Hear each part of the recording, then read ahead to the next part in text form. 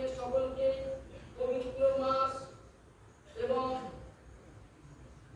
পবিত্র জুম্মার দিনে আল্লাহর ঘরে উপস্থিত হাজিরি দিতে পেরেছি, তাই সকলে মিলে আল্লাহর দরবারে শুকরিয়া আদায় করি আর মুহাব্বতের সহিত করি আলহামদুলিল্লাহি রাব্বিল আলামিন।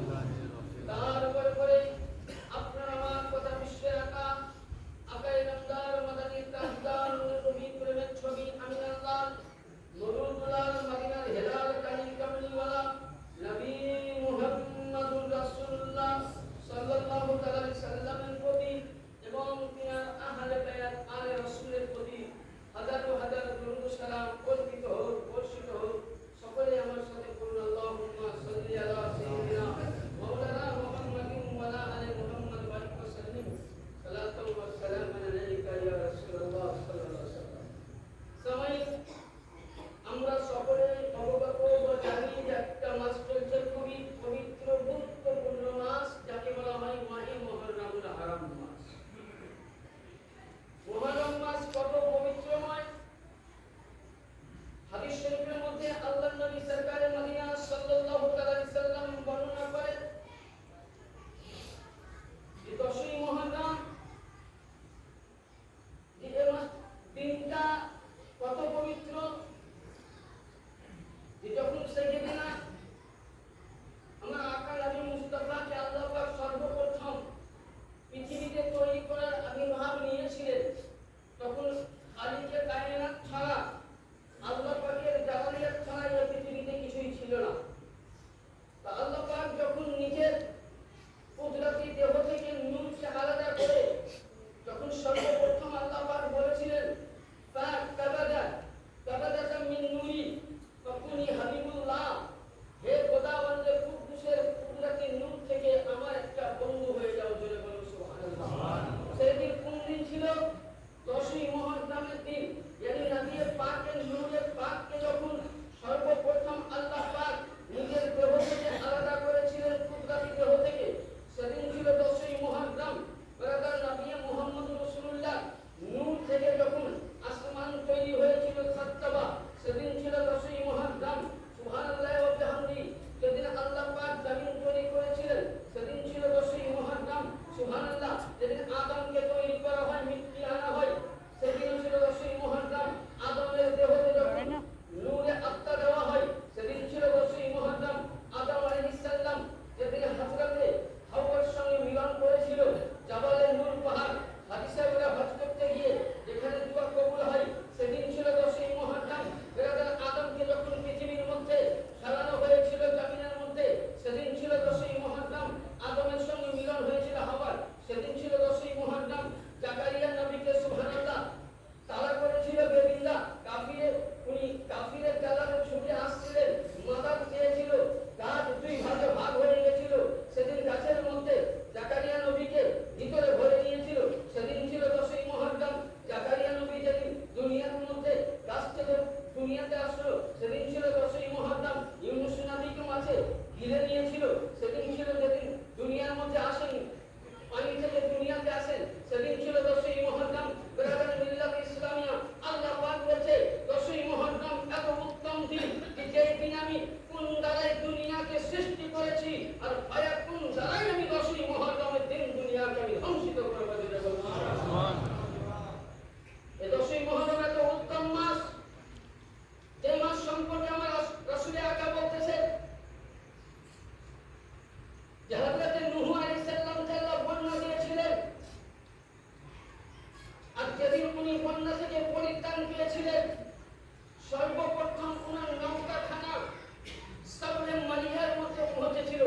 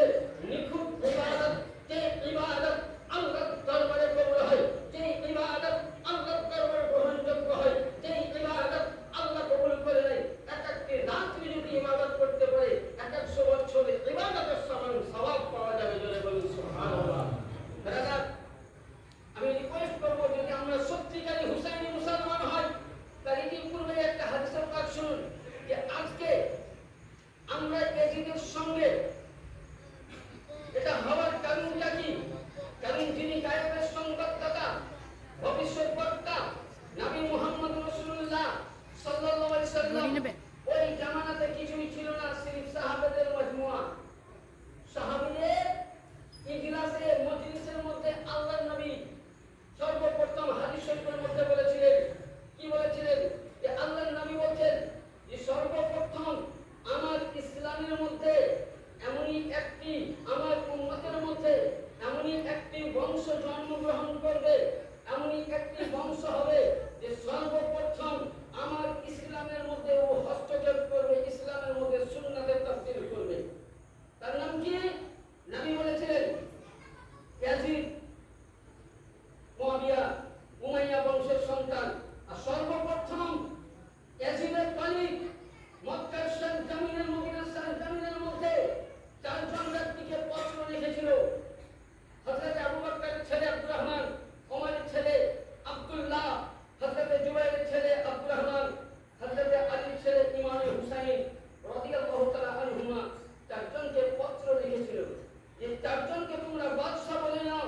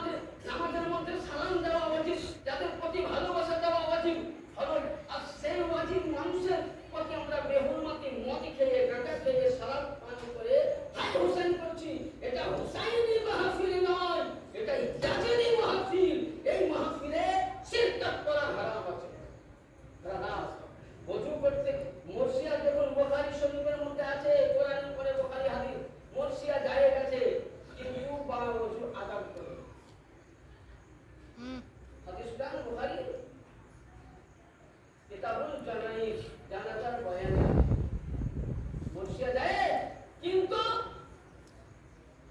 ইমাম হুসাইনের হওয়ার স্থানে চাই যেমন নাতে রসুল করেন নবীর স্থানে ওই রকম আদবের সহিত ওযু করে। আমাদের ওযু নাই, কিছু নাই, বুঝলেন, নেমে গেলাম ফিল্ডের ময়দানে বলে শুরু করলাম খেলনা তামাশা হয়েছে। এটা হুসাইনকে নিয়ে ঠাট্টা করা হয় বলাদা।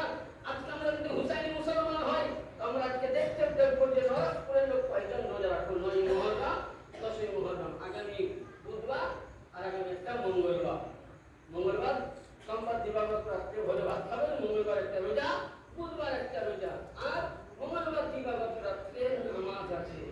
ইমামে হুসাইন, আমরা খালি হাই হোসেন হাই হোসেন হাই হোসেন বুক কুটিয়ে দিলাম। হুসাইনের লস্কর ওই 9ই মুহররমের দিন ইমামে পাক কি বলেছিলেন শুনবেন বক্তব্য শেষের দিকে। 9ই মুহররম শেষ রাত্রিতে যখন আলী আকবর চলে গেল, কাসিম চলে গেল, হামজা চলে গেল, সমস্ত সাহাবী কিছু শহীদ হলেন, 72 জন আহলে বাইত শহীদ হলেন। মাঠের মধ্যে দুইজন ব্যক্তি আছে, হযরতে জাইনুল আবেদিন আর হযরতে ইমামে হুসাইন পাক আলাইহিস সালাম। ওই 9ই মুহররম রাতে সুবহানাল্লাহি ওয়া বিহামদিহি উনি ইশার নামাজ পড়বেন তো ওযু করবেন তো খিমার মধ্যে কোন জায়গায় পানি নাই চলে বলেছে যে হুসাইন পাক, হুসাইন আজব পাক, কালো পাক, কিয়ামত অবধি পাক, হুসাইনের ঘরানা পাক ও পবিত্র। যার জন্য কোরআন বলছে ইন্নামা ইউরিদুল্লাহ লিইযহিবা আনকুম রিজসা আহলাল বাইতি ইউতাহিরুকুম তাতহীরা। এই নবী তোমার ঘরের কাছ থেকে আমি সমস্ত নাপাকিকে দূর করে দিয়েছি। যেটা বলে সুবহানাল্লাহ। হুসাইন কোনদিন বেদিন উঠতে ছিল না। ওই সময় হুসাইন বলছে আল্লাহ আমি কুফার ময়দানের দিকে গেলাম, ফোরাত নদীর তীরে এদিন লস্কর পানি ভিজে আছে, এই পানির জন্য আমার জন্য 3 দিন পানি বন্ধ হয়ে গেছে, এই পানির জন্য আমার সন্তান বংশ চলে গেছে। আল্লাহ আমি নামাজ পড়বো। আল্লাহ আমি যখন পৃথিবীতে দুনিয়ায় ছিলাম, মক্কায় নামাজ পড়েছি বা ওযু করে, মদিনায় নামাজ পড়েছি ওযু করে, আমি যতদিন ছিলাম আল্লাহ আমি ততদিন অবধি ওযু করে নামাজ পড়েছি। আজকে কারবালার প্রান্তরে আমি নামাজ পড়বো খিমার মধ্যে, যেখানে পানি নাই মাওলা, পুরো কারবালাটা লাল হয়ে আছে, রক্ত লাল হয়ে আছে। ইমামে হুসাইন যেখানে ভাত খায় সে মাটি থেকে রক্ত বেরিয়ে আসছে, পাথর উঠাচ্ছে, মাটি থেকে রক্ত বেরিয়ে আসছে। বলে আল্লাহ আমি কিভাবে নামাজ পড়বো? আল্লাহ গাইবি আওয়াজ দিয়ে বলছে হুসাইন তুমি এক কাজ করো, তোমাকে আজকে ওযুর প্রয়োজন নাই, তুমি নামাজের মধ্যে তুমি আজকে এই অবস্থায় তুমি নামাজে দাঁড়িয়ে যাও, আমি আল্লাহ তোমার নামাজ কবুল করে দেব। সুবহানাল্লাহ। তাকে নবী বলছেন সাইয়্যিদুস শাবাব আহলিল জান্নাত, জান্নাতের মধ্যে মৌলবী থাকবে, পীর থাকবে, হাদিস থাকবে, পৃথিবীর সমস্ত মানুষ থাকবে, সমস্ত নবীগণ থাকবে। ইমামে হুসাইনের, ইমামে হাসানের পারমিশন ছাড়া কোনো ব্যক্তি জান্নাত যেতে পারে না। যে জান্নাতের সবারই সরদার সেই ইমামে হুসাইনের যদি নামাজ কারবালায় মাফ না হয়, তো মুহররম করনে वाला হুসাইনি লস্কর হতে वाला তাহলে কি করে নিজেকে দাবি করে হুসাইনি লস্কর? ইমামে হুসাইন গর্দন দিলেন না বাইতুল্লাহ में ना मस्जिद की दीवार के साए में, नमाज इसके आधा होती है हुसैन की तलवार के साए में।